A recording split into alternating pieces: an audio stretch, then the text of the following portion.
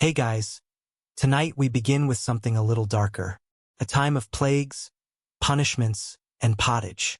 We are diving into what life was really like during the Middle Ages.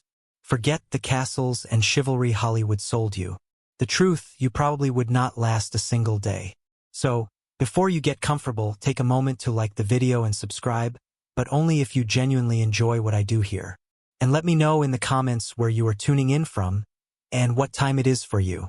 It is always fascinating to see who is joining us from around the world. Now, dim the lights, maybe turn on a fan for that soft background hum.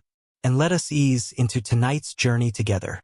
Congratulations, you have just woken up in the year 1325. The good news, you are alive. The bad news, so are the fleas. Your bed is a half-rotted straw mattress stuffed with bugs and hay that smells like a barn floor, because it was a barn floor 3 months ago. There is no memory foam, no pillows, and definitely no Egyptian cotton sheets. Just a wool blanket that has not been washed since last winter, and now weighs roughly as much as a small cow from the accumulated grime. You blink awake as the church bell clangs in the distance. It is the medieval version of an alarm clock, only louder and somehow even less merciful. Your home is a wooden hut with one room, no windows, and a charming open-concept floor plan where your family, livestock, and domestic insects all share the same space. The smell, oh, it is a fragrant symphony. A subtle blend of stale beer, human sweat, goat, and something you pray is not mold, but know in your soul probably is. Scented candles have not been invented, and even if they were, they would just melt on your dirt floor. You try to stretch, but immediately regret it because the air is freezing and your joints ache. You are 22 years old, which in medieval terms is roughly middle-aged. Your spine creaks like an old wooden door, and your knees sound like a bag of rocks being shaken by a confused peasant. Getting out of bed is a gamble. The floor is either wet from last night's rain, which leaks through the thatched roof, or crusty from something your neighbor's chicken did. Either way, your bare feet are now part of the ecosystem. Oh, and privacy. What is that? Your entire family, and maybe a random cousin who just never left, are waking up beside you. There is no bedroom, no curtains, no me time, just communal everything. Welcome to morning in medieval Europe, where you are never truly alone, because parasites, rodents, and 8 other people are always with you. And this is just how your day starts. It only gets worse from here. So you have managed to crawl out of your medieval haystack of horrors. Congrats. Now nature calls, and it is not calling politely. It is screaming. Here is the part where you start missing the modern bathroom. There is no toilet, no seat, no toilet paper, no flush, not even a mildly resentful plunger in the corner. In the 14th century, relieving yourself is an adventure, a social experiment, and often a small public event. If you are a peasant, your bathroom is likely a wooden bucket behind the house, which is already full because Uncle Wolfstan had a rough night after eating bad turnips. The smell is biblical. You hold your breath, do your business, and then here is the kicker. Toss it into the street. Yes, the street. You are supposed to shout something like Garde-à-vous before dumping it out the window. That is Old French for watch out below. Although, frankly, no one ever moves fast enough. Streets in medieval towns are open sewers, a charming river of human waste, animal droppings, and mystery liquids you would rather not examine. If you are lucky enough to live in a town with public latrines, congratulations. You get to sit shoulder to shoulder with strangers in an outhouse where privacy is a myth and ventilation is a cruel joke. You might make small talk, but try not to breathe too deeply. Toilet paper, never heard of it. Most people wipe with straw, leaves, rags, moss, or if they are feeling especially indulgent, a scrap of wool. Sometimes nothing at all, which might explain why handshakes were not popular yet.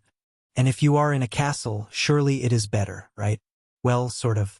You might have a guard robe, a hole in the wall that drops your waist directly into the moat. Great idea, except that your enemies know this. And yes, attackers sometimes climbed in through the waist chute. Talk about entering through the back door.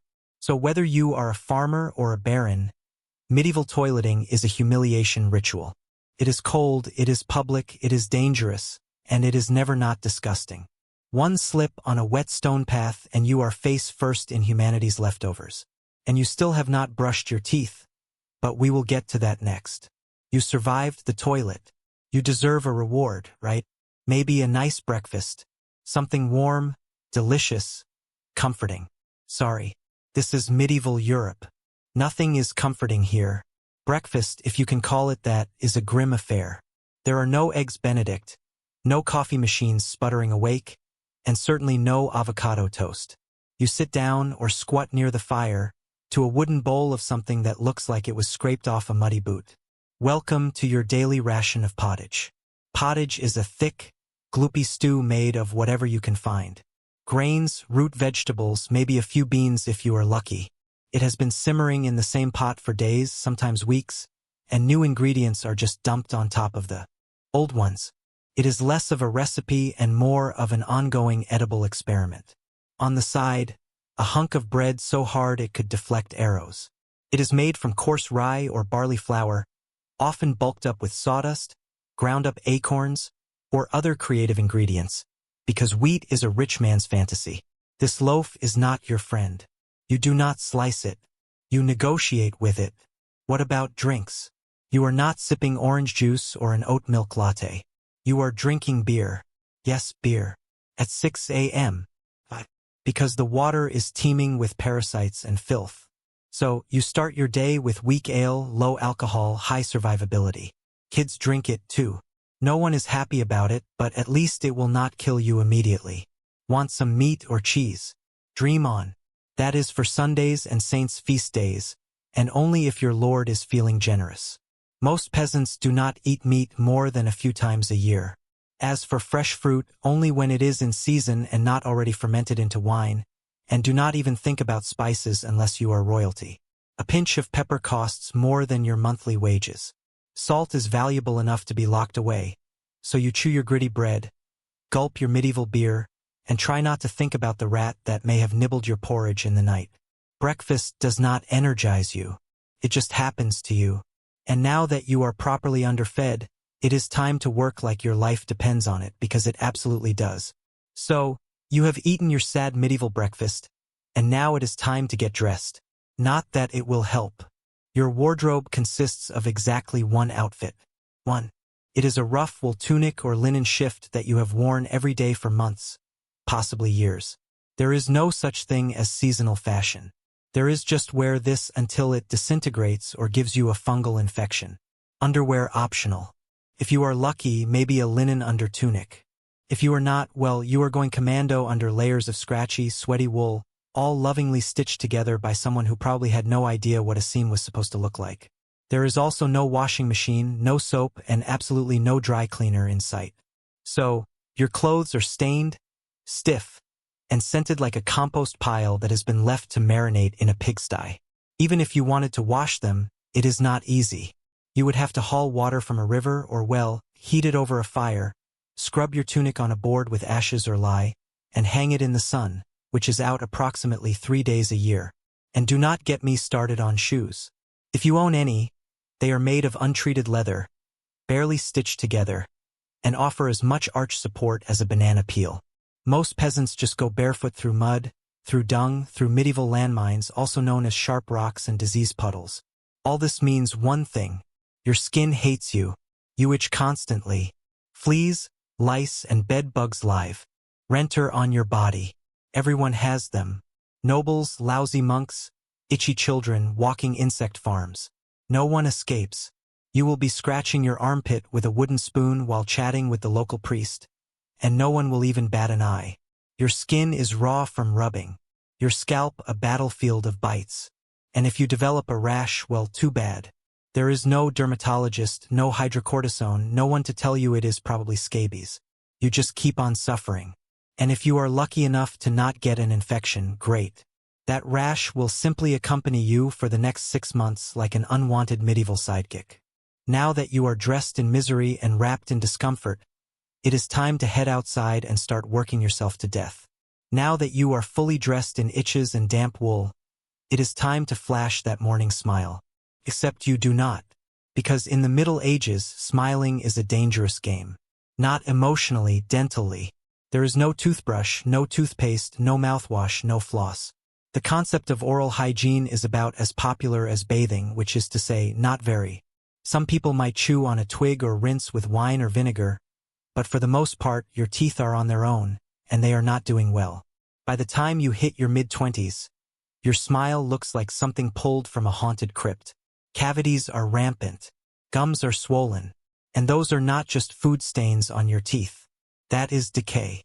You have more rot in your mouth than a medieval root cellar. Sugar, while not yet everywhere, is becoming more common among the rich. Imported at great cost, mostly used in small cakes or to show off wealth. If you are a noble, congratulations. You get to rot your teeth faster than the peasants. If you are poor, you will do it slowly over time with fermented bread, gritty porridge, and years of hard chewing. Toothaches, get used to them. They are like medieval weather, always there in the background. The kind of pain that makes you consider praying, drinking, or pulling the tooth out yourself with a pair of pliers. And that is not a joke. That was the actual treatment. Dentists did not really exist, but barber surgeons did. Yes. The same guy who cuts your hair is also pulling your murs out by candlelight with an iron hook and zero anesthesia. Infected tooth. Hope you like fevers. Because without antibiotics, it can easily turn into sepsis and kill you from a toothache. That is right. The same thing that sends us to a pharmacy today could be your funeral in the 1300s. And there is no relief on the social front either. Kissing, good luck. Halitosis, bad breath, is everywhere. If you are single, you are not judged by your smile. You are judged by your land and your livestock. In short, your mouth is a battlefield, and it is losing the war. Now that your teeth are throbbing, let us head outside. Because your real job, the one that will break your back, is just getting started. Time to head to work. Except there is no office, no desk, no coffee break, and no chance of promotion. Your job, if you are like 90% of the population, is simple. Do not die while laboring for someone else's comfort. You are a peasant. Congratulations. That means you work the land that belongs to a lord who probably does not remember your name. You rise with the sun and stop only when it disappears behind the trees. Your tools, a wooden hoe, a rusty sickle, and whatever bones are still intact in your body. There is no weekend. There is no clocking out. There is only sunrise to sunset, 6 days a week. Sunday is off, but only if you are not harvesting, fighting off raiders, or praying feverishly for your infected toe to stop turning black. The work is brutal. Fields are plowed by hand or with oxen, if you are rich enough to afford one. You dig ditches, sow seeds, pull weeds, and carry water until your spine begins to resemble the letter S. No one cares if you are tired. No one is asking how your mental health is doing. If you are a woman, surprise. You do not just do field work.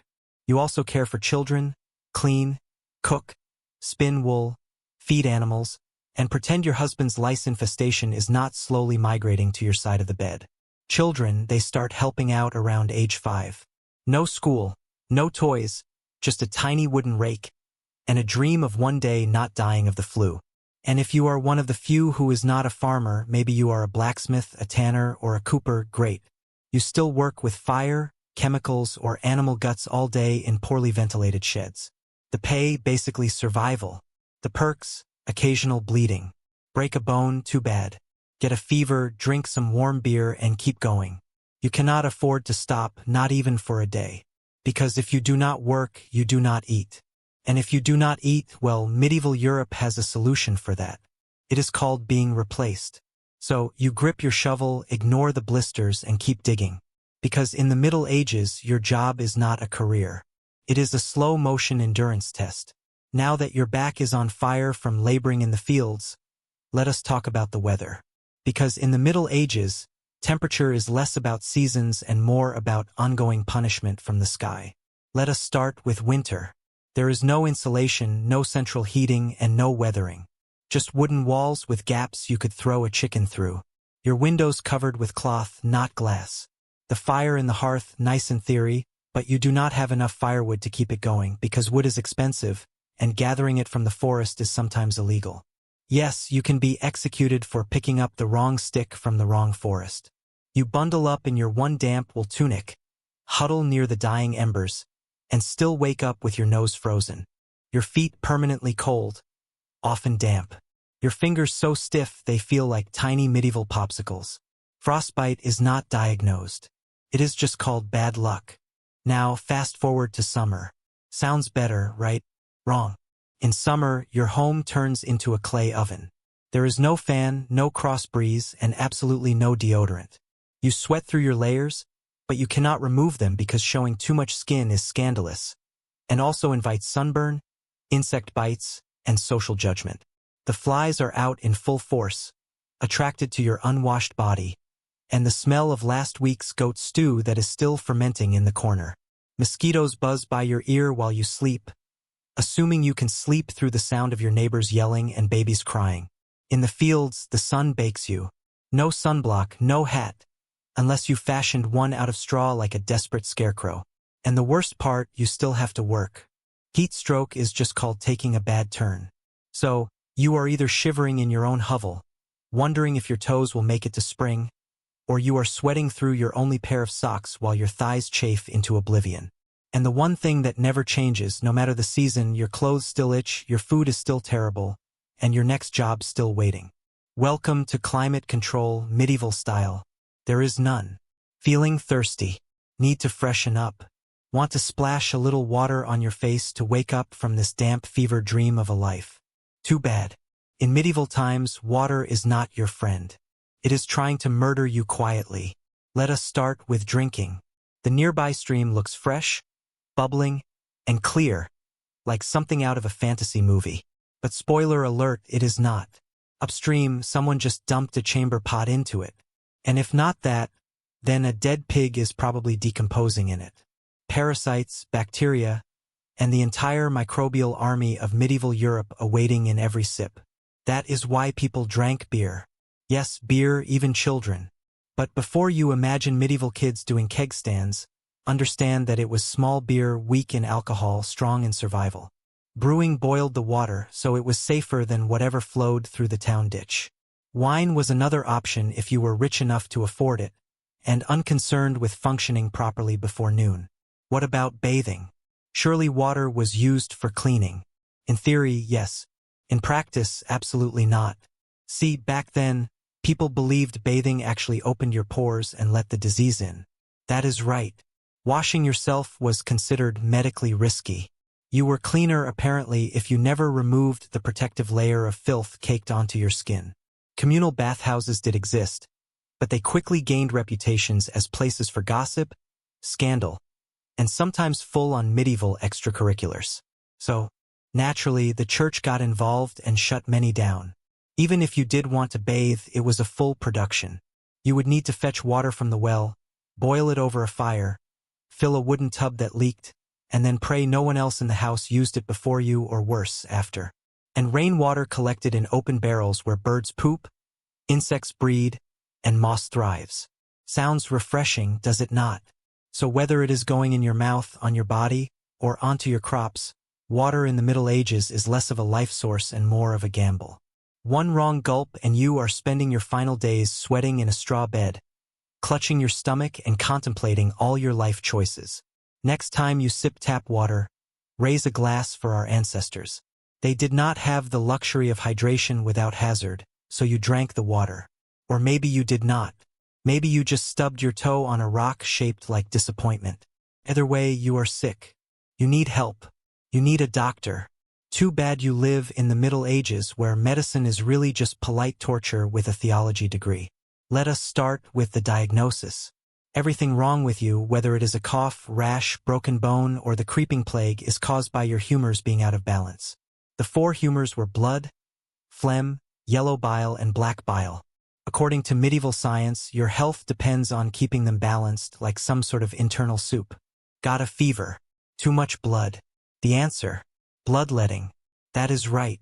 Let us drain your life force into a bowl using a dull blade or a hungry leech. And yes, barbers were often the ones doing it. Imagine getting a haircut and a hemoglobin extraction in one sitting. 2 for 1, baby.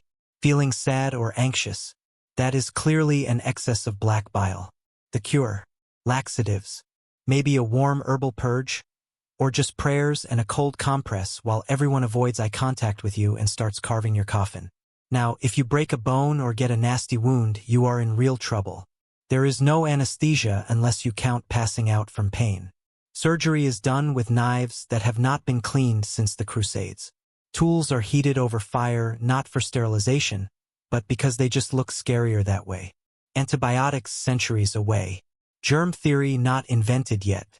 They think disease comes from bad air or God being annoyed with your moral failings.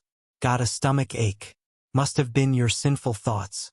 Hope you like confessing while vomiting. If your condition gets worse, you will be treated with more leeches, possibly some crushed beetles, and a priest at your bedside giving last rites just in case. At this point, they are preparing for the cure known as death. And if by some miracle you recover, everyone just assumes God took pity on you. The doctor takes full credit and the leech gets promoted. So yes, in the Middle Ages, medicine is less about healing and more about surviving the cure. After a long day of labor, lice, and leeches, it is finally time to eat. You shuffle back to your hovel, stomach growling, ready for the one joy left in life, a warm meal. Bad news. Your meal is probably trying to kill you. Let us begin with the basics. Food preservation does not really exist. There is no fridge, no freezer, just salt, smoke, or the hope that winter air keeps things fresh. Your meat, if you are lucky enough to have any, has been hanging for days, covered in flies, marinated in questionable brine, and possibly shared with a rat or two. Bread is the cornerstone of the medieval diet. But even that is not safe. In bad harvest years, desperate peasants bulk it up with bark, sawdust, or even clay to make it stretch. And if it is rye season, there is a bonus. Ergot, a fungus that causes convulsions, hallucinations, and sometimes death. It is like eating bread laced with LSD and tetanus. Vegetables only if they are in season. And you know what is always in season? Turnips. So many turnips. Boiled, mashed, or floating in pottage, which, if you remember from Chapter 3, is basically a hot swamp of mystery ingredients that has been simmering since your great-grandfather's funeral. Fruit might be available in the fall, but it rots quickly, and sugar is rare, expensive, and hoarded by the rich to show off their blackened teeth. Dairy is another gamble.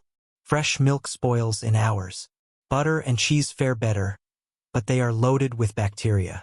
People eat them anyway because, frankly, it is either that or chew your boot leather. And let us talk about seasoning. Spices like pepper, cinnamon, or nutmeg, worth more than gold. For the average peasant, flavor comes from onions, salt if you are lucky, and pain. Most meals taste like wet burlap sprinkled with sadness. But food is not just a health hazard. It is a political one. Game animals belong to the Lord, not you. Caught poaching a rabbit, you could be fined, imprisoned, or even executed. That is right. Your dinner could get you hanged. So, as you sit down to eat your gray stew by flickering firelight, remember every bite is a risk. But you eat anyway, because in the Middle Ages, food does not nourish. Tests you. It is evening now. You have worked, suffered, and barely digested your suspicious stew. You might think the day is winding down, but do not get too relaxed, because God is watching.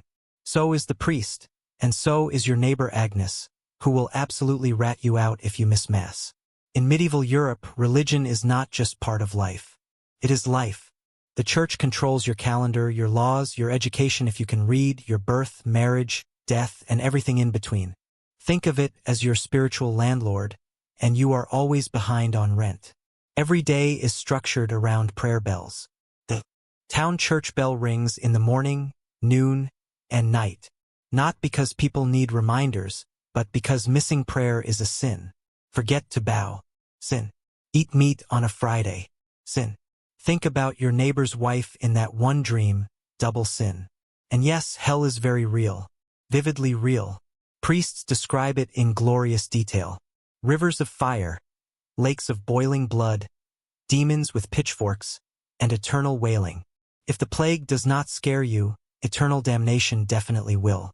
You cannot read the Bible yourself because it is written in Latin, a language reserved for monks, clergy, and that one noble kid who is too good for dirt.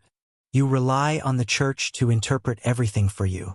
That means if the priest says your crop failure is because you did not pray hard enough, well, time to kneel harder. Tithes, a tenth of everything you own, are mandatory. If you grow wheat, you give wheat. If you raise chickens, you give eggs. If you have nothing, congratulations.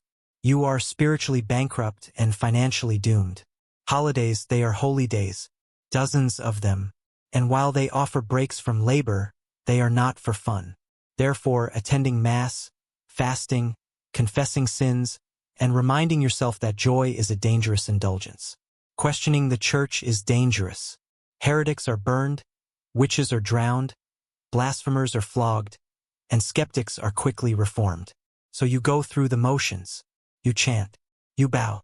You pray that your soul, after enduring this dirt-covered life, might finally land in paradise, assuming the priest likes you. Because in the Middle Ages, God may be merciful, but the church not so much. If you thought being a medieval peasant was rough, try doing it as a woman. All the filth, famine, and fear, plus childbirth, subservience, and social invisibility. In the Middle Ages, being a woman is like being on hard mode with no health potions and no restart button. From birth, a girl's life path is pretty much locked in. Marry young, bear children, serve your husband, die tired. Education not likely. Unless you are from a noble family and sent to a convent, your intellectual development stops around the time you learn how to churn butter and patch a tunic. Marriage happens early. Really early. It is not weird to be betrothed at 12 and pregnant by 14. It is not about love. It is about land, livestock, and alliances. Your opinion not required. Once married, you are basically your husband's property. Your job is to produce heirs, feed everyone, keep the house running, and not complain. Because complaining might get you branded a nag or worse, a witch. That label comes with a complimentary drowning or burning, depending on local fashion.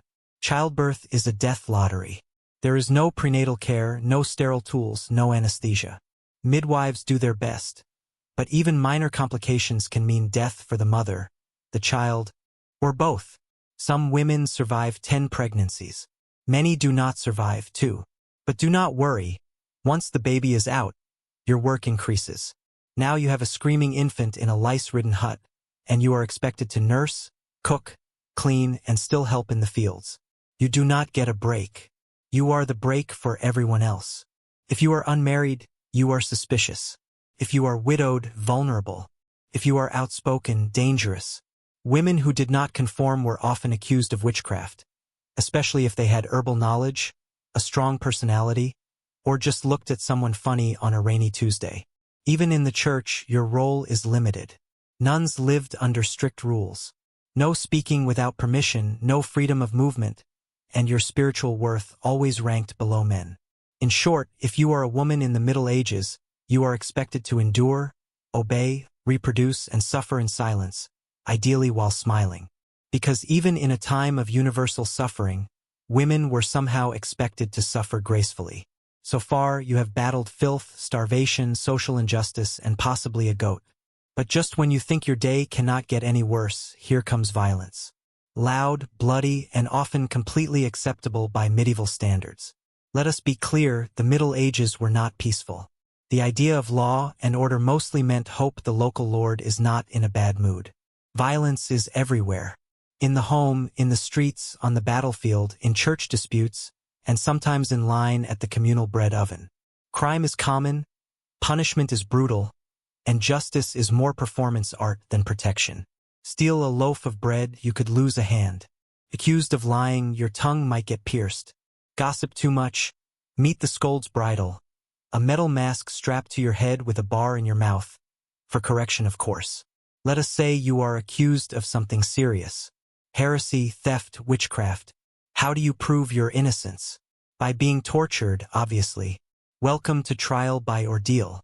One version, you stick your hand in boiling water to retrieve a stone. If it heals without infection in 3 days, you are innocent. If not, you are guilty. Another option, you are tossed into a river. If you sink, you are innocent and probably dead. If you float, you are guilty and will be punished anyway. It is like a medieval game show where the prize is survival and the host is actively rooting against you. And if you are sentenced to death, that is a public event. Executions are performed in front of cheering crowds. Hangings, beheadings, burnings. Sometimes people bring snacks. It is the medieval equivalent of cable TV. Domestic violence completely normal. Husbands were allowed, even expected, to discipline their wives and children. Street fights commonplace. You could be beaten just for looking the wrong way at a noble's horse. And war always simmering. Local feuds, territorial disputes, religious crusades. Someone is always marching off to stab someone else in the name of honor, God, or boredom. Violence is not a breakdown of society in the Middle Ages. It is society. Everyone lives with the constant knowledge that life is fragile, justice is arbitrary, and your neighbor might bash your head in over a pig. So, walk carefully, keep your eyes down, and never trust anyone with a club. At this point, you have made it through the lice, the leeches, the laundryless misery, and the looming threat of public disembowelment. But now comes the final chapter of most medieval lives, an early and unglamorous death. If you are alive and still breathing past the age of 40, you are practically a celebrity. You might even be referred to as the Old One, which is less of a nickname and more of a statistical miracle. Let us break it down. The average life expectancy hovers around 30 to 40 years, but that number is dragged down heavily by infant mortality. Nearly half of all children died before reaching age 5. Disease, malnutrition, or one bad winter was all it took. No vaccines, no antibiotics, no hope. If you survived childhood, you entered adulthood already exhausted. Work began as soon as you could walk upright, and by 25, your joints creaked like a monastery door. You might be missing several teeth, a finger, and most of your original optimism. Women faced a particularly deadly gauntlet, childbirth. It was one of the leading causes of death for medieval women. No pain relief, no medical intervention, just prayer, hot water, and someone holding your hand while you bled out on a straw-stuffed cot. For men, the dangers were different, but equally relentless. Farming accidents, infections from minor wounds, a neighbor's drunken rage, a crusade gone sideways. Even walking to the market could be risky if you crossed paths with a bored bandit or an angry tax collector. Death could also come quietly from the plague, which turned cities into cemeteries overnight, or from famine, which could last entire seasons, thinning out entire villages, or from bad luck, like eating spoiled grain and spending your final hours hallucinating and screaming at the walls. And funerals, you were lucky if you got one. Bodies were often buried quickly to avoid disease. No embalming, no polished coffins, just a hole, a few murmured prayers, and a shallow mound of earth, if there was enough space left in the churchyard. So yes, in medieval times, life was brutal, short, and constantly under siege by death in all its casual forms. You did not retire. You just stopped showing up. And speaking of exits, let us move on to your final chapter. The medieval dream dies. So how has your day been? You have woken up in filth, relieved yourself into a bucket, brushed your teeth with wishful thinking, nearly passed out from hunger, worked until your spine cried for mercy, scratched your way through itchy wool, prayed to not get plague, and barely dodged a public execution for owning a squirrel. Welcome to a single day in medieval Europe. Still dreaming of becoming a knight? Think again. That romanticized version of the Middle Ages, gallant swordsmen, noble ladies in towers, heroic battles and feasts in candle-lit great halls. It is a myth polished by fairy tales and fantasy books. In truth, the medieval world was gritty, cruel, and deeply unfair. Hierarchy was everything. If you were born poor, you stayed poor. If you were born rich, congratulations. You had a better chance of surviving. But you were still one bad soup away from dysentery and a hasty burial. Even the nobles were not immune to misery. Castles were drafty stone refrigerators filled with fleas, smoke, and politically motivated marriages. Sure, you had a fur cloak and a goblet of wine, but also a 50% chance of dying in a skirmish or from an infected splinter. Not exactly luxury. The simpler times were not simple. They were relentless. Everything took longer. Everything hurt more. Everything from childbirth to chewing came with consequences. Life was survival, not leisure. And if you did find a quiet moment to think, to dream, to imagine something better, there was not much you could do with it. No upward mobility, no modern medicine, no internet to Google, what is this weird rash? You lived, suffered, worked, and died within a 10-mile radius of where you were born. But here is the wildest part. Through all of this, people still laughed, sang songs, told stories, fell in love, and found meaning. Not because life was easy, but because humans are stubborn like that. Even in the darkest chapters, they made space for light. So tonight, when you slip into your clean bed with indoor plumbing, antibiotics, and central heating, maybe say a quiet thank you to the modern world, and to your ancestors who fought rats, famine, and feudalism so you would not have to. Long before she was Catherine the Great, Empress of all Russia, mistress of reform, and icon of ambition, she was simply Sophie. Born Sophie Friederike Augusta von Anhalt-Zerbst in 1729. She was the daughter of a relatively obscure German princely family. Her tiny duchy in Pomerania offered little in terms of power. But Sophie herself, she had something no title could provide. Razor-sharp intelligence, relentless charm, and a quiet, burning hunger for greatness. Her upbringing was strict. Her mother, Johanna, was cold and calculating. Not a warm, nurturing figure, but a social climber obsessed with status. Sophie's father, a Prussian officer, was more distant than disciplinary. From a young age, Sophie learned to walk the fine line between obedience and cunning. She read voraciously, spoke multiple languages, and learned how to observe a room before speaking in it. Skills that would soon become survival tools in one of Europe's most brutal courts. When the Russian Empress Elizabeth Petrovna began searching for a wife for her heir, Grand Duke Peter, she looked beyond Russia's borders. Peter himself was of German descent, and Empress Elizabeth believed a foreign bride, pliable and grateful, would be easier to control. Sophie fit the bill perfectly. Noble blood, Lutheran faith, which she would be forced to abandon, and a reputation for both grace and humility. At just 14 years old, Sophie was summoned to Russia. She arrived in the freezing capital of St. Petersburg in 1744, wearing thin German fabrics and a diplomatic smile. Her mother pushed her forward like a chess piece. Sophie, however, had her own game in mind. To become acceptable in Russian society, she converted to Orthodoxy, taking the name Ekaterina Alexeyevna, Catherine. The ceremony was public, symbolic, and life-altering. She was not just changing religions. She was burning the bridge behind her, stepping into a foreign empire with no way back. No one watching that quiet teenage girl in a fur-trimmed coat could have predicted what would come next. Betrayal, revolution, enlightenment, and empire. But from the moment Sophie stepped foot in the Russian court, she stopped being a pawn and began planning how to become a queen. Catherine's marriage to Grand Duke Peter was meant to secure her place in Russian royalty. But from the very beginning, it felt more like a cage than a crown. Peter, heir to the Russian throne, was not the dashing prince of fairy tales. Awkward, immature, and obsessed with toy soldiers, he was far more interested in playing war games in his chambers than governing an empire or showing affection to his new wife. Some accounts even suggest he refused to consummate the marriage for years. He idolized Frederick the Great of Prussia and resented the Russian court that had adopted him. In contrast, Catherine embraced Russia with a fierce determination. She learned the language, studied its history, and memorized Orthodox rituals. She wanted to belong. Peter wanted to escape.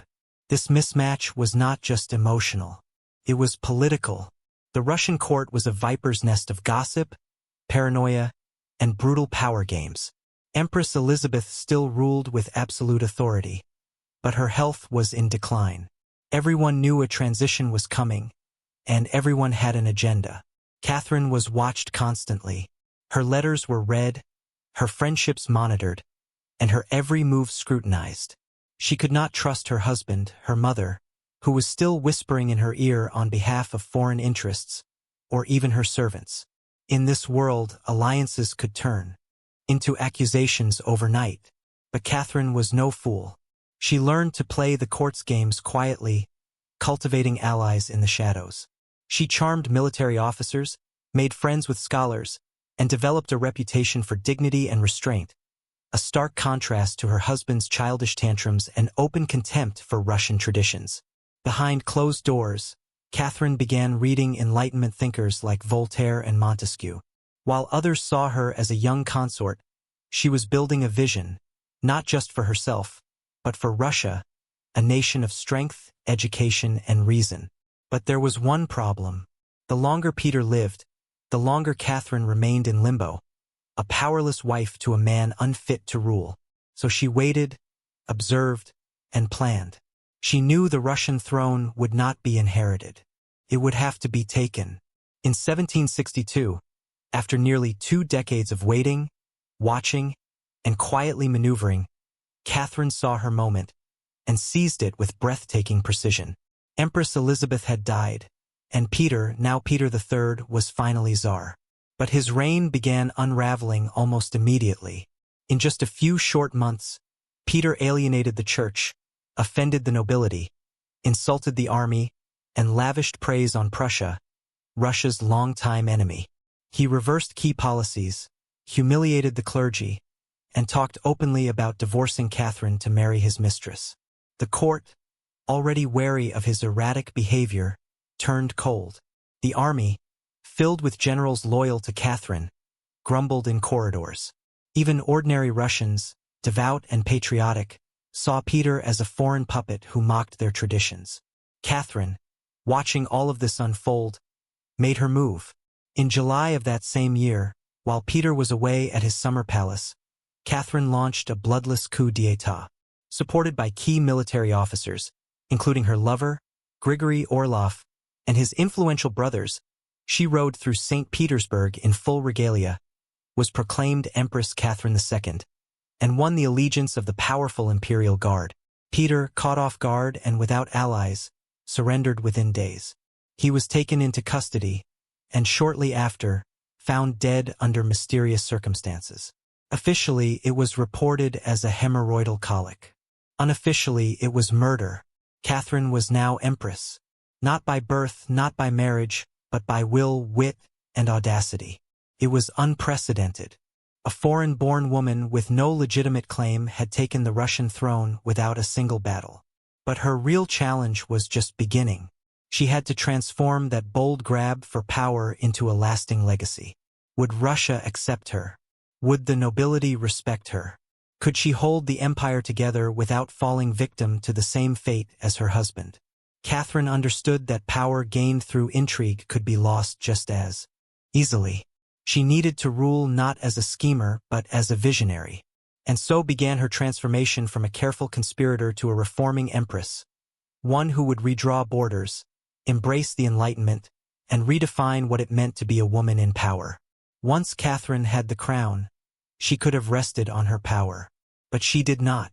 She had something bigger in mind than simply sitting on a throne. She wanted to transform Russia, and not just militarily or politically but intellectually. While Peter had worshipped Frederick the Great and toy soldiers, Catherine idolized Voltaire, Diderot, and the bold thinkers of the Enlightenment. She believed in reason, progress, education, and the role of a monarch as a servant of the people, even if she herself ruled with absolute authority. Catherine did not just read Enlightenment philosophy. She lived it.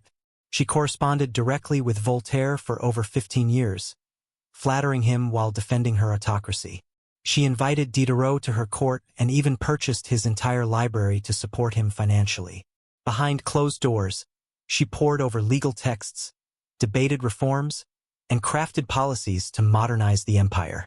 Her early reign was filled with efforts to codify Russian law. She formed the Legislative Commission in 1767, an ambitious project intended to rewrite the entire legal code of Russia. Catherine's own nakaz, or instruction, was a political manifesto in disguise, one that spoke of equality before the law, the dangers of torture, and the responsibility of rulers to serve the common good. For an empress in 18th century Russia, it was radical. But Enlightenment ideals had to survive the realities of Russia, a vast, feudal, deeply conservative land ruled by nobles who liked their serfs exactly where they were, beneath them. Catherine knew this. While she advocated reform, she moved carefully. She abolished some forms of torture, expanded access to secular education, and built schools and libraries. But she also reaffirmed the nobility's control over their serfs to keep them loyal. This was Catherine's balancing act. A philosopher queen in public, a practical empress in private. She walked a tightrope between ideology and survival, between the shining salons of Paris and the gritty politics of Moscow. Her vision for Russia was bold, but always calculated. In many ways, Catherine was not trying to make Russia European. She was trying to make Russia modern on her terms. And that meant reform, yes, but with an iron hand in a velvet glove. Catherine was not content with reforming Russia from within. She wanted to expand it outward, to make it an empire worthy of fear, admiration, and envy. Where Peter the Great had opened a window to the west, Catherine aimed to knock down the walls. Under her leadership, Russia's borders stretched wider than ever before. She waged wars not just to defend her crown, but to reshape the map of Europe. One of her most significant campaigns was against the Ottoman Empire. These wars, fought in waves throughout the 1760s and 1770s, were not just about territory. They were about influence. Catherine saw herself as the liberator of Orthodox Christians living under Muslim rule, and as the rightful protector of Eastern Europe. Under generals like Alexander Suvorov and Grigory Potemkin, Russia captured key regions, including Crimea, the northern coast of the Black Sea, and access to warm water ports, something Russian Tsars had coveted for generations. These victories were not just military, they were symbolic. With each conquest, Catherine sent a message. Russia was no longer the distant, backward cousin of Europe. It was a continental force. She also turned her gaze westward. In a series of deals and diplomatic maneuvers, Catherine participated in the partitions of Poland, carving up the struggling Polish-Lithuanian Commonwealth along with Austria and Prussia. By the end of the Third Partition in 1795, Poland was erased from the map, and Russia claimed vast new lands and millions of new subjects. But Catherine did not just conquer with armies.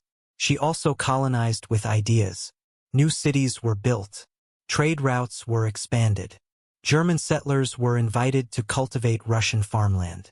The empire became a mosaic from the icy Baltic to the sun-drenched shores of the Black Sea. And through it all, Catherine remained the central force, reading reports, issuing orders, and personally overseeing the shape of her expanding empire. Critics would accuse her of being power-hungry, even imperialistic. But to Catherine, expansion was not ambition. It was destiny.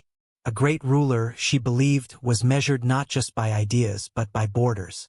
She did not just want to rule Russia.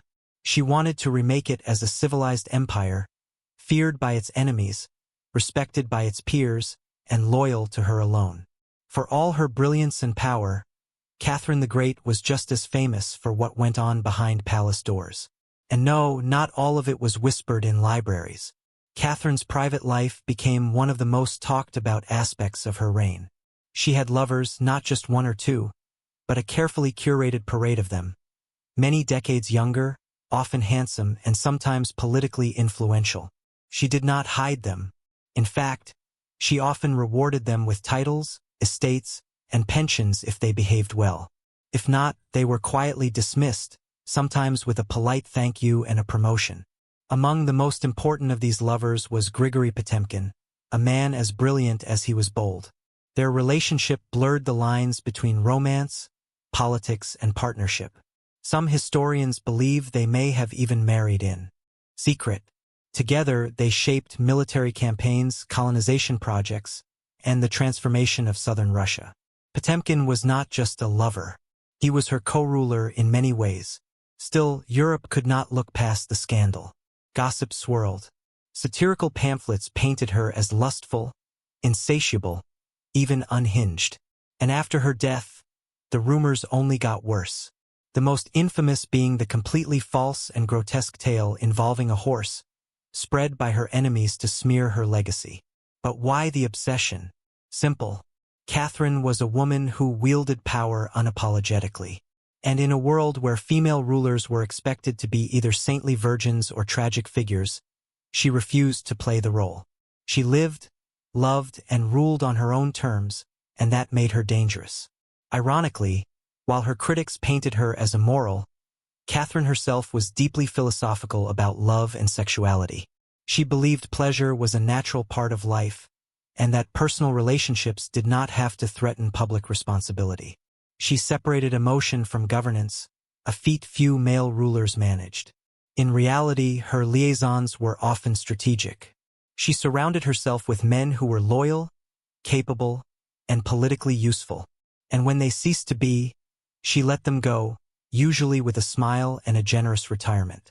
Catherine's love life did not weaken her rule. It was part of her strategy, a blend of passion and power that made her unforgettable, envied, and feared. For all her charisma and control, Catherine's reign was not without peril. And in 1773, that peril came in the form of a bearded Cossack named Yemelian Pugachev. He was no ordinary rebel. Pugachev claimed to be none other than Peter III, Catherine's dead husband. According to him, he had survived the coup and now returned to reclaim the throne from the German usurper. It was absurd. Peter was long gone. But to Russia's oppressed and exhausted lower classes, the claim did not need to be true. It just needed to offer hope. Pugachev promised liberation, an end to serfdom, lower taxes, and land for the common people. His words lit a fire across the Volga River region, especially among Cossacks, peasants, and old believers. In a time when the gap between nobles and serfs had widened brutally, his promises sounded like salvation. The Pugachev rebellion became the largest peasant uprising in Russian history. Towns were taken, fortresses fell, nobles were slaughtered. For a terrifying moment, it seemed as if the empire itself might fracture. Catherine was shaken. This was not a foreign war she could win with cavalry and treaties.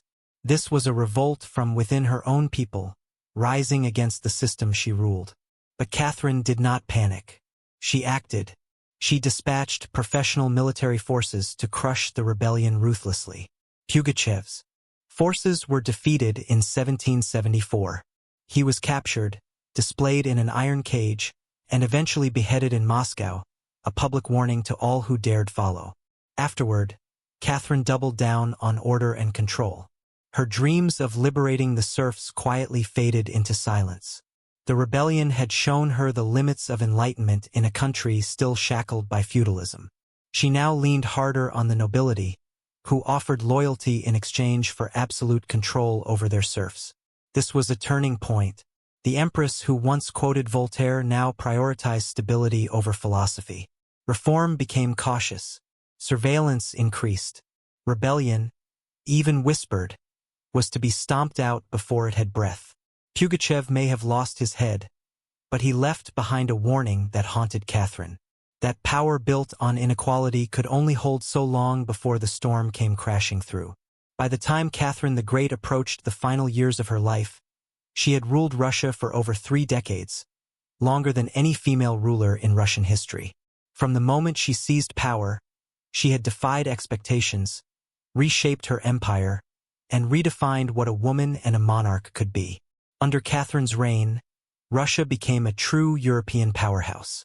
Its territory expanded by over 200,000 square miles, swallowing Crimea, parts of Poland, and stretches of the Black Sea coast. These were not just military wins. They were strategic pivots, securing warm water ports, and reshaping trade. But her legacy was not only drawn on maps. Catherine left a cultural mark as well. She helped found the Hermitage Museum, amassed one of the greatest art collections in Europe, and corresponded with the greatest minds of the Enlightenment. Her court became a center of sophistication, art, and intellectual ambition. In a country often viewed as backward by Western Europeans, Catherine put Russia firmly on the cultural map. She modernized education, founding schools for girls, and promoted the printing of books. She introduced smallpox inoculation to Russia, even publicly receiving the vaccine herself, an act of scientific bravery in her time. Yet, her reign was also one of contradictions. While she admired Enlightenment ideals, she never freed the serfs.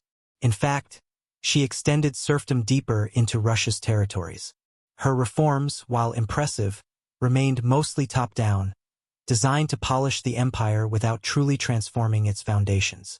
Still, Catherine's rule brought stability and ambition. She understood that power was not inherited. It was crafted, managed, and constantly defended.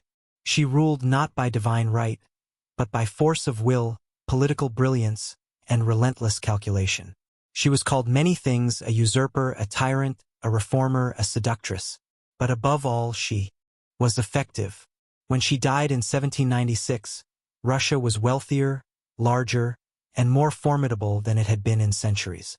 She left behind a throne secure, an empire expanded, and a legend that would endure for centuries.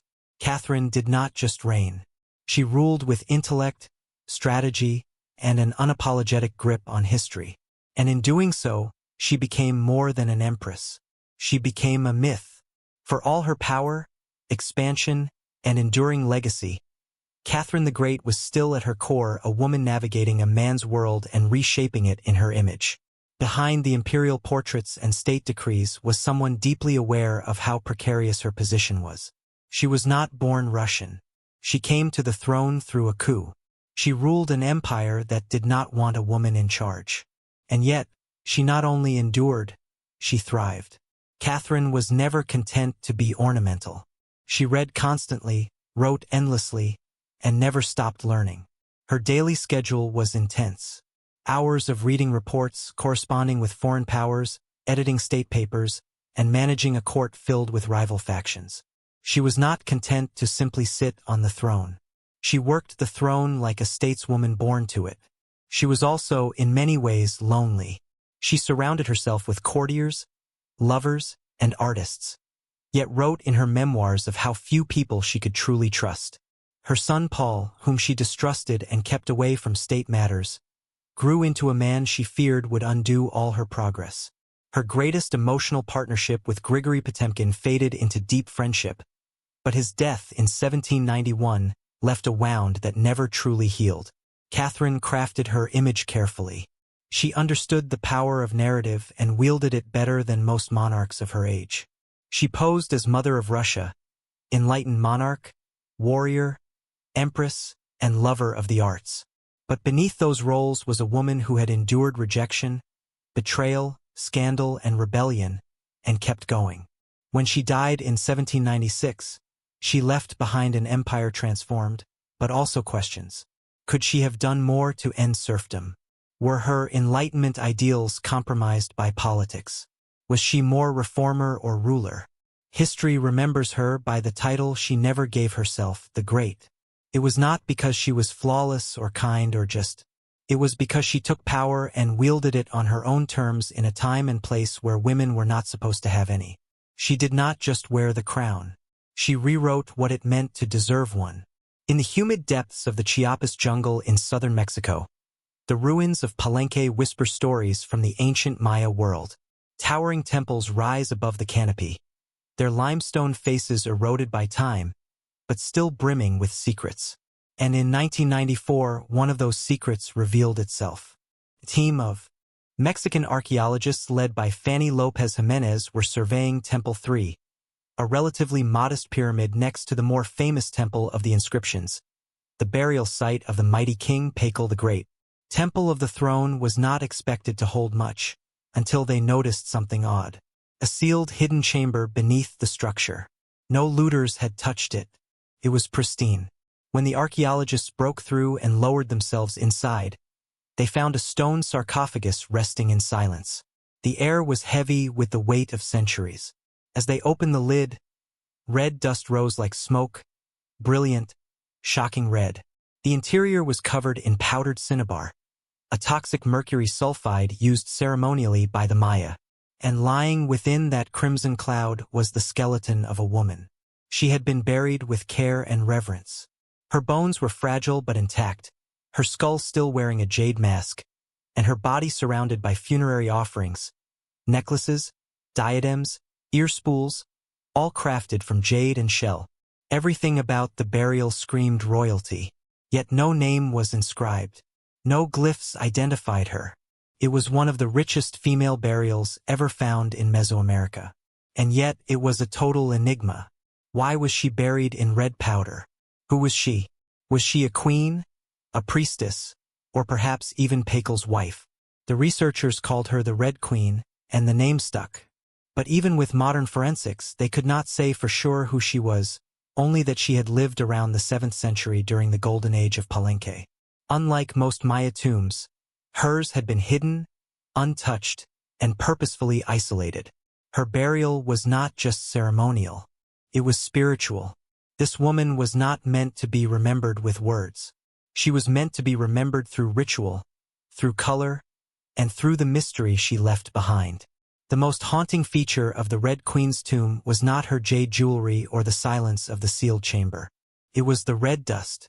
A thick layer of powdered cinnabar covered everything. The sarcophagus, the walls, her bones, even the offerings around her, clung like blood to stone. To the Maya, this was no accident. Cinnabar, made from crushed mercury sulfide, was one of the most sacred and dangerous substances in the ancient world. Its vibrant red color was not just visually striking. It symbolized blood, rebirth, and the life force that connected the human and divine realms. Red was sacred. It was the color of sunrise, of sacrifice, of life emerging from death. And it was not just symbolic. It was spiritual. Covering the dead in cinnabar was a ritual meant to transform the body, preserving it not for eternity, but for transition. In Maya belief, death was not the end. It was a passage, a crossing into another cosmic layer. And so the Red Queen, whoever she was being prepared not just for burial but for deification. But there is another layer to this. Cinnabar is toxic. Repeated exposure can lead to mercury poisoning, tremors, hallucinations, even death. The Maya likely did not understand the chemistry, but they felt its potency. It was volatile, powerful, dangerous. To bathe the corpse in it was to declare this person was no ordinary mortal. In Palenque, very few were buried with cinnabar. Pacal the Great, the mighty king whose pyramid dominates the site, was one. His body, like hers, was also saturated in the red powder. That detail alone drew speculation. Was the Red Queen his wife, his mother, or someone of equal divine status? Her skull had been placed on a layer of jaguar skin, another sacred symbol. Around her, bone needles, obsidian blades, and miniature jade figurines hinted at rituals performed either during her life or in her honor at death. Every part of her burial told a story without words. A story of power cloaked in secrecy. A woman prepared to cross into the underworld, not in silence, but in ceremony, drenched in the color of sacrifice. Surrounding the Red Queen's crimson-drenched remains was a world of silence, broken only by the gleam of jade, shell, and obsidian. These were not mere ornaments. They were offerings, each one carefully chosen to accompany her on the journey to the Maya afterlife, the Xibalba. At her sides were jade necklaces, heavy and cold, their polished surfaces still radiant after 300 years underground. Jade was not just beautiful, it was sacred. The Maya considered it a symbol of eternal life. It represented the green of maize, the vitality of the jungle, and the breath of the gods. Only the elite were buried with jade. For the Red Queen, it covered her chest, wrists, and ears. A clear sign that in life she wielded influence, perhaps even divine favor. One of the most haunting objects was the jade funerary mask placed delicately over her face. Unlike the golden death masks of Egypt, this one was subtle, constructed from dozens of tiny mosaic tiles arranged to mimic the contours of her skull.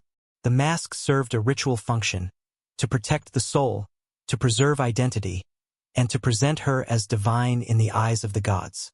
Scattered near her bones were bone needles, obsidian blades, and shell artifacts. These could have been tools of ritual or symbols of her status as priestess, healer, or royal matriarch. One bone pin was engraved, faint but purposeful, a small echo of her voice lost to time. At her feet and along the edges of the tomb were ceramic vessels, still sealed, likely once filled with offerings. Food, drink, or incense to sustain her spirit beyond death. The Maya believed the afterlife was a journey, dangerous, layered, filled with challenges. These items were not luxuries. They were necessities. To modern eyes, the tomb feels intimate, not overloaded, but intentional. There was no gold, no chariots, no pomp, just items chosen with spiritual weight. It was a map for the soul. Through these treasures, we glimpse how the Maya understood death, not as finality, but as a transition of power. The Red Queen was not buried to be forgotten. She was being prepared to ascend. For all the grandeur of her tomb, the Red Queen left behind one haunting void. No name, no inscriptions adorned her sarcophagus. No glyphs on the walls identified her. She was clearly someone powerful. But who? From the moment her tomb was opened, scholars began trying to connect the dots. The most compelling theory, that the Red Queen was Tiziakbu Ajah, the wife of Kinich Janab Pakal, known today as Pakal the Great, the most famous ruler of Palenque. Tiziakbu Ajah was more than just Pakal's consort. She was born into nobility and married into Palenque's royal dynasty at a young age. She bore at least 3 sons, all of whom held high status, and she played a key ceremonial role during her husband's reign. If anyone could be buried with such honor, it was her. Supporting this theory was the tomb's location, just a few feet away from Pakal's own grand burial in Temple of the Inscriptions. The proximity suggests a deliberate pairing, husband and wife, rulers even in death. And then there is the cinnabar. Only 2 burials in Palenque were found with such intense cinnabar coverage, Pakal and the Red Queen. It is unlikely this was coincidence. But here is where the mystery deepens. DNA tests were conducted on both sets of remains in hopes of confirming the connection. But the results, inconclusive. The woman's bones showed no direct maternal link to Pakal. But that did not rule out a spousal relationship. After all, marriage does not require shared blood. Some have argued she could have been Sak-Kuk, Pakal's powerful mother who ruled Palenque before he came of age. Others suggest she may have been a high priestess or a sister or a royal ancestor whose name has simply been lost to history's erosion. Still, the evidence points most strongly to Tiziakbu Ajah, a queen by title, a mother of kings, and a spiritual counterpart to Pakal. The lack of a name may not be an oversight. It may have been intentional. In Maya cosmology, the soul lived on not through monuments, but through ritual, symbol, and the whispers of the earth. And so, the Red Queen remains suspended between legend and truth. A woman who ruled, remembered not in stone, but in scarlet and silence. To understand the Red Queen, we must understand the world she came from. A world where Maya women, especially royal ones, held more influence than many realize. In Maya civilization, politics was often a family affair. Royal women were not merely passive consorts. They were diplomats, priestesses, and power brokers. They conducted rituals, sponsored temples, and played crucial roles in maintaining dynastic legitimacy. Their bloodlines were political capital, used to forge alliances and secure claims to the throne. Take Sak-Kuk, for example, the mother of Pakal the Great. When the throne of Palenque was left vacant, she took power herself and ruled as queen regent until her son came of age. She was not a placeholder. She was a ruler in her own right, issuing decrees and overseeing construction projects. Without her, Pakal may never have risen at all. And she was not an anomaly. Across the Maya world, in places like Yaxcalan, Naranjo, and Calakmul, inscriptions show women performing major ceremonies, engaging in warfare diplomacy, and sometimes ruling outright. They were often portrayed in stele and murals, dressed in elaborate headdresses and regalia, standing beside kings as equals, or sometimes above them. Their words were carved in glyphs. Their names were remembered until they were not. By the time Spanish conquistadors arrived centuries later, much of that memory had eroded. The colonial lens saw native women as silent figures in a male-dominated world. But the archaeology tells a different story, one of complex gender roles where power was negotiated, not simply inherited. This context casts the Red Queen in a new light. She may not have ruled in name, but her burial, rich, sacred, and positioned beside Pakal, suggests she was a central pillar in the royal order. Her jade mask was not just decoration. It was a symbol of identity, of power held in life and protected in death. Her bloodline may have been the very glue that held Palenque's dynasty together. In Maya civilization, a queen was not just a queen. She was a keeper of sacred lineage, a voice in ceremony, and often the bridge between gods and men. The Red Queen may be nameless, but in her world, she was never voiceless. The Red Queen was not just buried with treasures. She was buried in architecture rich with purpose, layered with Maya cosmology, ritual symbolism, and intentional design. Her tomb was not merely a grave. It was a gateway to eternity. Her body was discovered inside Temple 3, one of the smaller pyramids within the heart of Palenque. Yet its proximity to Temple of the Inscriptions, the resting place of Pakal the Great, is telling. These temples were not built randomly. Their positioning was sacred, guided by astrology, myth, and dynastic legacy. Temple of the Throne rises modestly compared to its grand neighbor, but it hides something even more intimate. A sealed crypt, untouched by looters, perfectly preserved. It was constructed deep within the temple's core, accessible only by a steep, narrow staircase. The descent into her tomb feels almost symbolic, a ritual journey, downward into the underworld. The chamber itself is stark, made of cut stone, sealed tightly for over 1,130 years. No glyphs or murals cover the walls. No ornate carvings tell her story. But perhaps that silence is intentional. This was a space not for the living to interpret, but for the dead to transform. At the center, her sarcophagus sits like an altar, crafted from limestone. It echoes the grand stone coffin of Pakal next door. While Pakal's lid is famously engraved with scenes of cosmic rebirth, the Red Queen's tomb is more subdued. The focus is inward, on the body, on the cinnabar, on the ritual of death itself. And yet, there are subtle architectural cues that hint at meaning. The tomb is aligned east to west, a symbolic path mirroring the sun's journey from life to death. The chamber is small but powerful. It feels deliberate, personal, a sacred enclosure for someone revered. Maya temples were cosmological tools, bridges between the heavens, the earth, and the underworld.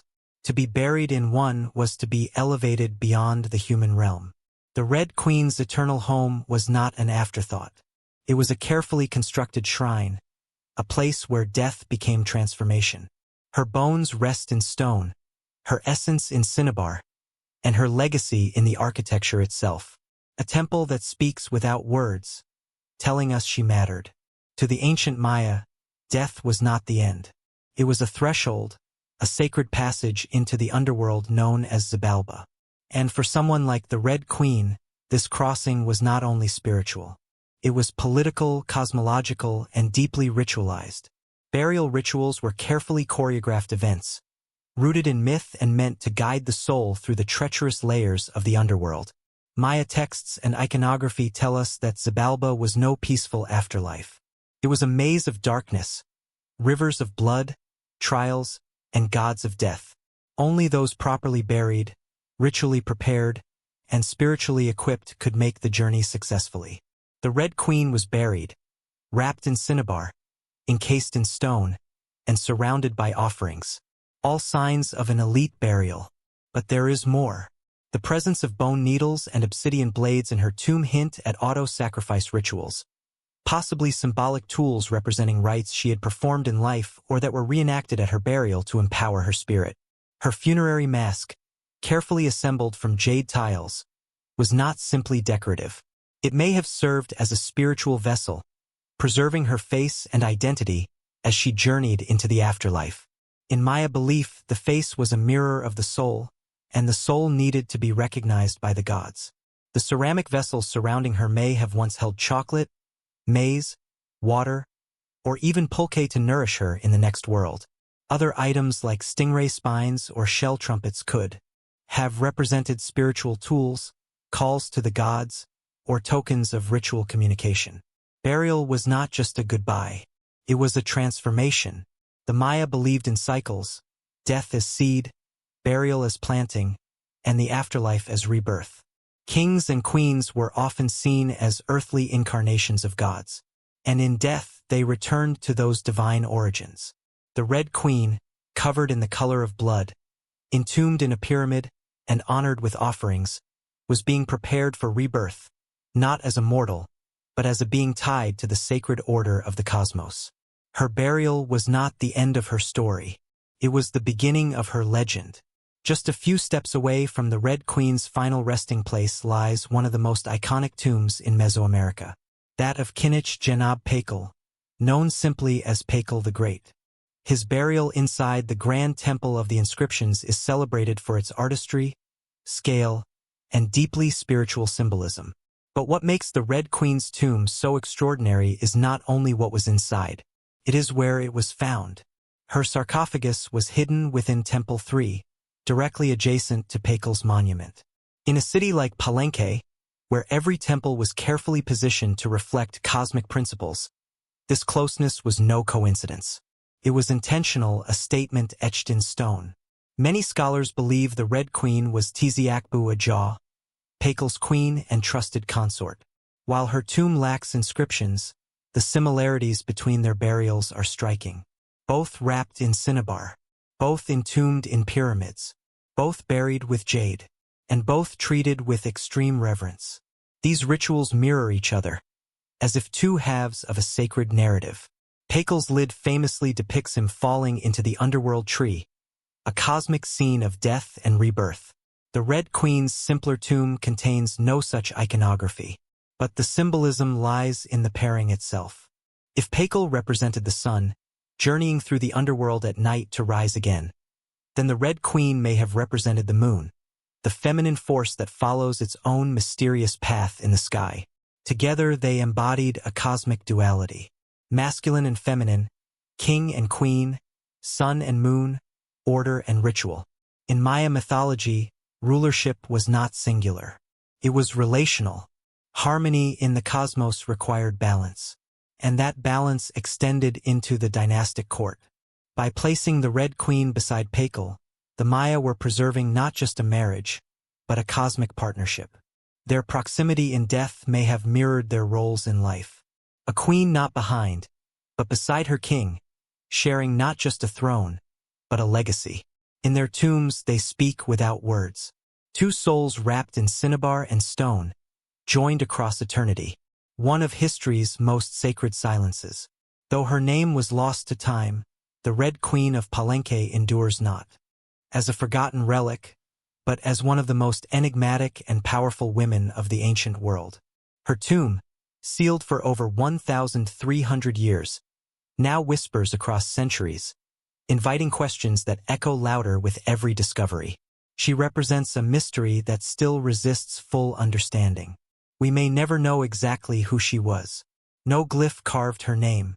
No stela told her story. And yet, the care in her burial, the richness of her offerings, the symbolism of her crimson-drenched bones, all speak of a woman profoundly important, not merely as a wife or consort, but as someone who held real influence, spiritual weight, and royal blood. Today, the Red Queen forces us to reevaluate assumptions. She is a reminder that in the ancient Maya world, women were not silent. They led rituals, governed cities, and shaped dynasties. While kings like Pakal have long taken the spotlight, the Red Queen's reemergence reminds us that power did not belong to men alone. It flowed through mothers, queens, priestesses, and visionaries. Her legacy is more than the treasures she left behind. It is the conversation she has started among archaeologists, historians, artists, and storytellers. Every jade bead, every layer of cinnabar, every architectural choice in Temple 3 tells us something deliberate. This woman mattered. And perhaps that is the most extraordinary part of her story. Not what we know, but what we still do not. The Red Queen teaches us that history is not just a collection of facts. It is a living puzzle, a shared human longing to connect with the past. In that sense, her legacy is still unfolding. She lies wrapped in red, the color of life and sacrifice, of blood and rebirth. Her face, once hidden behind a jade mask, now stares back at us through science, art, and wonder. She remains nameless, but not voiceless. Mysterious, but not forgotten. The Red Queen may have ruled a kingdom in life, but in death, she rules something greater, our imagination. Her tomb was sealed in stone. Her story was written in silence. And still, somehow, she speaks, Frida Kahlo was born on July 6, 1907, in the vibrant district of Coyoacán, then a village on the outskirts of Mexico City.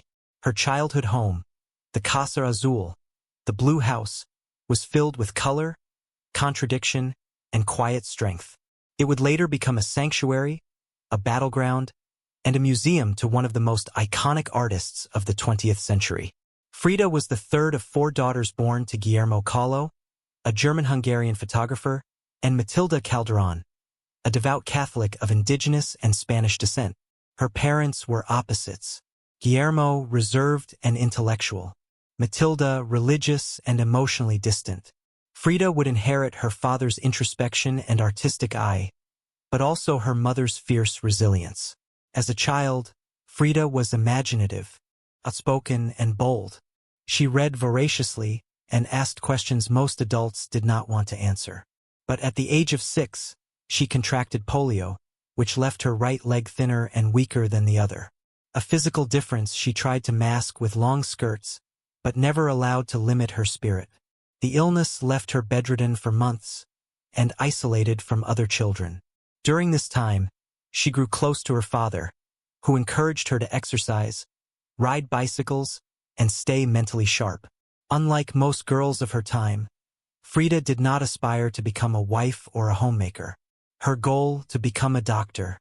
She enrolled in the prestigious National Preparatory School in Mexico City at age 15, one of only a handful of girls accepted.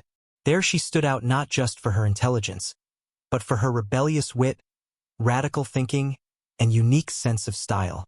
She joined a group of young intellectuals known as the Cachuchas, who debated philosophy, literature, and politics.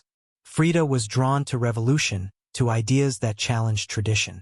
But even in those early years, before the bus crash that would define her body, and before the fame that would define her legacy, Frida Kahlo was already painting herself into the world with sharp edges, unapologetic ideas, and an identity too big to fit inside anyone else's expectations. She was not just growing up in Coyoacán. She was preparing to remake herself entirely. On September 17, 1925, Frida Kahlo's life was split in two. The girl she had been and the woman she was forced to become. That afternoon, she boarded a wooden bus with her boyfriend, Alejandro Gomez Arias. After school, they were laughing, teasing each other, and probably arguing. Frida never did anything halfway. But moments later, the bus collided with a streetcar, and in an instant, her future unraveled into pain, metal, and silence. The crash was horrific. The streetcar crushed the bus against a wall, splintering wood, and flinging passengers. Frida was impaled by an iron handrail. It entered her left hip and exited through her pelvis. Her spinal column fractured in 3 places. Her right leg shattered. Her foot dislocated. Her collarbone and ribs broke. Her shoulder was dislocated. Her abdomen was pierced. She was just 18 years old. A man covered her with a borrowed overcoat. Someone else noticed her body was sparkling, not from blood, but from the gold powder she had been carrying in a pouch. It had exploded on impact, dusting her broken form in what looked like glittering ash. Frida was taken to the Red Cross hospital and underwent numerous surgeries over the following months. She spent weeks in a body cast, flat on her back, immobile, writhing with infection and uncertainty. The future she had imagined of becoming a doctor slipped further away with every passing day. But in that stillness, something began to stir. Her father gave her brushes. Her mother rigged a special easel to hang above her bed. A mirror was placed on the canopy so she could see herself. And there, lying in plaster and agony, Frida began to paint. First out of boredom, then out of obsession. Her first subjects were her own reflection because she was all she had. But what emerged was not vanity. It was survival. The crash had broken her physically, but it had also opened a door into her own mind, her own body, and eventually into the surreal language of pain and identity that would define her art. The girl who wanted to heal others now began healing herself, one brushstroke at a time. As Frida Kahlo lay encased in plaster and steel, a body fighting itself with every breath, she began to paint. What started as a form of therapy soon became a language. And that language was deeply personal, brutally honest, and often hard to look at, which was precisely the point. Frida did not paint pretty flowers or polite landscapes. She painted pain, her pain, physical, emotional, and existential. Her first subjects were self-portraits, not because she was vain, but because, as she famously said, "I paint myself because I am so often alone, and because I am the subject I know best." Her early works were small in scale, painted on tin or wood panels, inspired by Mexican retablos, devotional paintings meant to tell stories of suffering and miracles. Frida turned this tradition inward. Her body became the canvas. Her emotions became the altar. She painted herself as split, as pierced, as bleeding. In one painting, she is impaled by nails like a modern-day martyr. In another, she floats in a barren landscape, tethered to a broken column, a metaphor for her shattered spine. She painted herself weeping, fractured, decapitated, and bare, but never passive, always watching. Her pain was not sanitized. She painted the ugliness of trauma with beauty, defiance, and even humor. Each piece was a reclamation of her body, her experience, and her identity as a woman in a world that often tried to define her.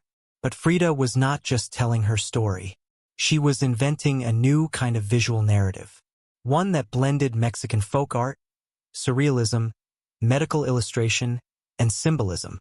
Her paintings became dreamlike autopsies of her soul, framed in color, culture, and myth. By the time she recovered enough to walk again, albeit painfully, Frida was no longer the girl who had wanted to be a doctor. She was an artist, and her art was unlike anything anyone had seen. She had taken the worst thing that had ever happened to her and turned it into a source of creation. Frida Kahlo did not just paint her pain. She made the world look at it, and in doing so, she turned suffering into a sacred act of self-expression. In 1928, still recovering, still painting, and just 21 years old, Frida Kahlo met the man who would become the most profound and turbulent relationship of her life, Diego Rivera. He was 20 years her senior, already Mexico's most famous painter. Massive in both stature and presence, Rivera was a giant of Mexican muralism, known for his sweeping, politically charged frescoes that told the story of the Mexican people. Frida had seen his work before. She admired it, but now she wanted his opinion of her work. She brought her paintings to him at the Ministry of Education, interrupting his scaffold work to ask bluntly, "Do I have talent?" Diego took one look and said yes, and not just out of kindness. He recognized in her something rare, an unfiltered voice, raw and unpretentious, full of rage, irony, pain, and beauty. They began a relationship that was as consuming as it was creative. Frida once said, "I suffered 2 accidents in my life, one in which a streetcar knocked me down. The other was Diego." They married in 1929, an odd pairing to outsiders. Diego, massive, unfaithful, politically famous. Frida, sharp-tongued, fiercely independent, already walking with a cane. Her parents called it a marriage between an elephant and a dove. Their bond was passionate but chaotic. Diego supported her art and encouraged her growth as a painter.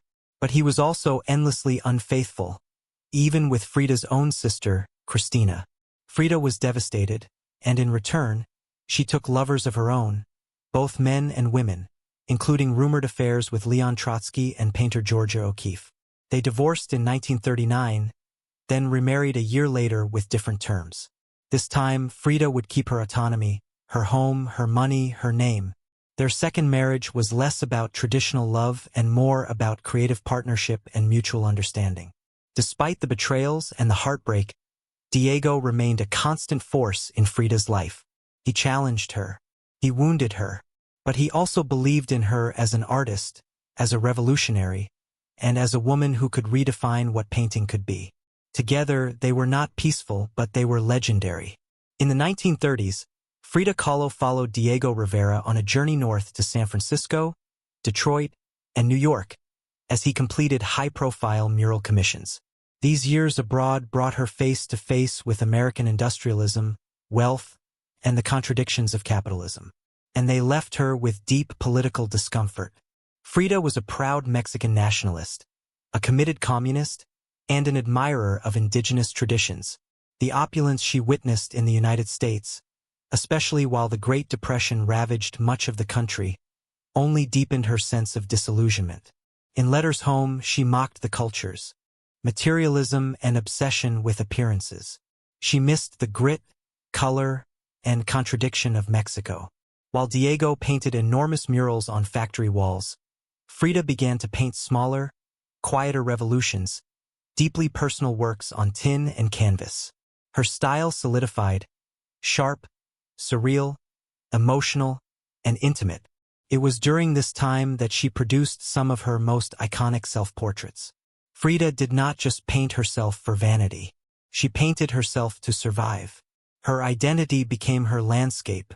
With her body constantly in pain from her accident, multiple surgeries, and a failed pregnancy in Detroit, she turned inward. Her portraits showed her bleeding, fragmented, exposed. Yet her face was always calm, always direct, unapologetic. One of her most powerful works, Henry Ford Hospital, shows her lying on a hospital bed, crying, surrounded by floating symbols of loss. A fetus, a snail, medical equipment, a cracked pelvis. It was raw, graphic, and deeply emotional, a canvas that bled with truth. Back in Mexico, Frida immersed herself in leftist politics. She and Diego welcomed Leon Trotsky into their home while he lived in exile. Frida wore Tehuana dresses, traditional indigenous garments, not just as fashion, but as a political and cultural statement. Her art was never disconnected from her beliefs. Her identity, her body, and her ideology all intertwined in her work. While Rivera was painting murals of revolution, Frida painted its human cost. The body in pieces, the mind on fire, and the self always staring back. In exile and in illness, she became not just a painter of pain, but a painter of resistance. When Frida Kahlo returned to Mexico in the late 1930s, she was no longer just Diego Rivera's wife. She had become something else entirely, a force, an artist whose work radiated with raw honesty, surreal symbolism, and cultural identity. Back in her homeland, she stepped fully into herself. Her Casa Azul in Coyoacán became a sanctuary of color and contradiction. Bright cobalt walls, yellow trim, Aztec statues in the garden, monkeys and parrots wandering freely. The house was a living extension of Frida's imagination. It was a blend of tradition and rebellion, elegance and earth. Here she surrounded herself with pre-Columbian artifacts, ex-votos, folk art, and revolutionary books.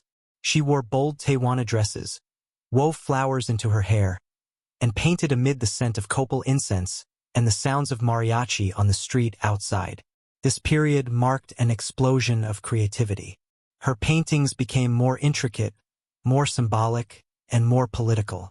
Works like the two Fridas revealed a divided self. One in European dress with a bleeding heart, the other in indigenous clothing, strong and composed. It was Frida's visual autobiography, a portrait of love, loss, and heritage. In 1939, she exhibited her work in Paris, where artists like Picasso, Breton, and Kandinsky praised her fiercely original style. But even among the surrealists, Frida stood apart. When André Breton tried to label her as one of their own, she pushed back. They thought I was a surrealist, she said. But I was not. I never painted dreams. I painted my own reality. She painted Mexico, not the romantic postcard version, but the living, breathing country she adored. Her work pulsed with symbolism. Skeletons, hummingbirds, hearts, thorns, corn, and blood. She honored the indigenous roots of her homeland while unmasking the violence of its past and present. But even as her artistic voice grew stronger, her health continued to decline. Multiple surgeries, infections, and chronic pain became daily realities. Still, she painted through it, propped up in bed, torso bound in corsets, fingers clenched around the brush. Frida had returned to Mexico, not to rest, but to reclaim her power through paint, through politics, and through her fearless embrace of the self. As the 1940s wore on, Frida Kahlo's body continued to betray her. Her spine was deteriorating. Her right leg was constantly infected. She underwent more than 30 surgeries in her lifetime, often in grueling succession. At times, she was bedridden for months, encased in body casts or immobilized by traction devices that stretched her bones apart. But still she painted. Each canvas during these years became both a release and an act of resistance. Her works grew darker, more defiant. She painted with a clarity sharpened by pain, refusing to hide behind metaphor. In the broken column, she presents herself split down the middle, her body pierced with nails, a cracked ionic column replacing her spine. Yet her face is stoic, her gaze unflinching. Pain for Frida was no longer just a subject. It was her companion, her antagonist, her muse. Her political voice also grew louder. She joined the Mexican Communist Party, marched in demonstrations, wrote fiery letters, and called out imperialism and injustice. When her health no longer allowed her to walk, she appeared at protests in a wheelchair, defiantly holding signs and shouting slogans. In 1953, Frida was given her first solo exhibition in Mexico, a long overdue celebration of her art. But her health was so fragile, doctors told her she could not attend. So she did what only Frida would do.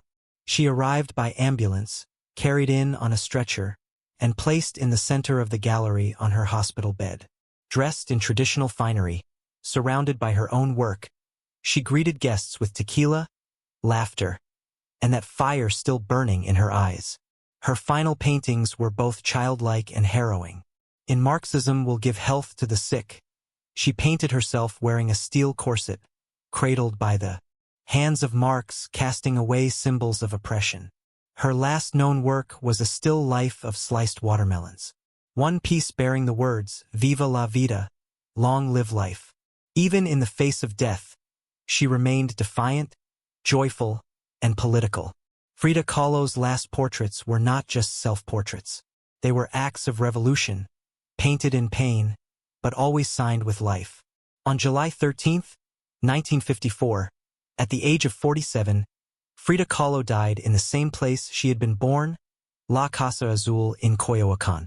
The official cause was listed as a pulmonary embolism, but those closest to her whispered of something deeper. She had been ill, yes, but also exhausted by pain, by surgeries, by the long war with her own body. Just days before, she had attended a political protest against the CIA coup in Guatemala. Weak and wheelchair-bound, she insisted on going, her clenched fist raised in the air. Revolution remained her final heartbeat. Her last diary entry was brief but piercing. "I hope the exit is joyful, and I hope never to return." Frida's funeral was held at the Palacio de Bellas Artes, Mexico's most prestigious cultural institution. Her body, draped in the red flag of the Mexican Communist Party, was watched over by friends, family, artists, and revolutionaries. Diego Rivera was inconsolable. He called her the greatest love of his life, even as his betrayals had nearly broken her. But in the years that followed her death, something extraordinary happened. Frida Kahlo refused to disappear. At first, her name was whispered only in art circles. Her works were not easy to categorize, too political for surrealists, too surreal for traditionalists. But slowly her image, her story, and her defiance began to resonate. Through the 1970s and 1980s, as feminist scholars and activists reclaimed forgotten voices, Frida's became louder. She was not just a painter anymore. She was a symbol of pain turned into beauty, of feminism born through resistance, of Mexican identity celebrated without apology, of queerness, disability, revolution, and authenticity. Her face, unibrow, gaze, flowers in her hair became iconic. Her home became a museum. Her diary became a sacred text. And her paintings now hang in the world's greatest museums. Frida Kahlo had lived much of her life in Diego's shadow. But in death, she stepped forward. She did not just leave behind paintings. She left behind a mirror and dared us all to look. Not with pity, not with fear, but with fire. Today, Frida Kahlo's face is everywhere, printed on t-shirts, painted on murals, turned into dolls, memes, posters, and icons. Her signature unibrow, her flower-crowned hair, her direct gaze, all instantly recognizable. But what makes her legacy powerful is not just that people know her face. It is that they recognize the truth behind it. Frida did not try to be flawless. She did not fit into boxes. She was not traditional, and she did not care to be. In a world that demands perfection, she gave us realness. Raw, messy, vibrant, angry, joyful, contradictory realness. She celebrated what made her different, her disability, her queerness, her politics, her culture, and turned it into art that transcended borders and decades. She has become more than an artist. She is a global symbol of defiance, feminism, cultural pride, and creative resistance. For queer communities, she is a fearless bisexual icon who lived openly and unapologetically in a time that demanded silence. For women, she is a reminder that power does not require permission. For disabled artists, she is evidence that pain can fuel the brush, not stop it. And for Mexico, she is a daughter reclaimed, fierce, mythical, and forever part of the national soul. Her paintings, once dismissed as too strange or too personal, are now among the most honored in the world. Works like the two Fridas, self-portrait with thorn necklace and hummingbird, and the broken column are not just seen. They are felt deeply by anyone who has ever suffered and needed to turn that suffering into something sacred. She lived in the margins and turned them into center stage. She embraced contradiction. A communist who wore gold. A woman betrayed who loved again. A body in pieces with a soul indestructible. And through it all, she painted, not just with color, but with purpose. Frida Kahlo never asked to be a symbol. She simply told the truth about herself. And in doing so, told the truth for millions of others who had never seen themselves reflected in art before. Now when we see her face, we see courage. We see color. We see resistance. We see Frida not gone, but eternal.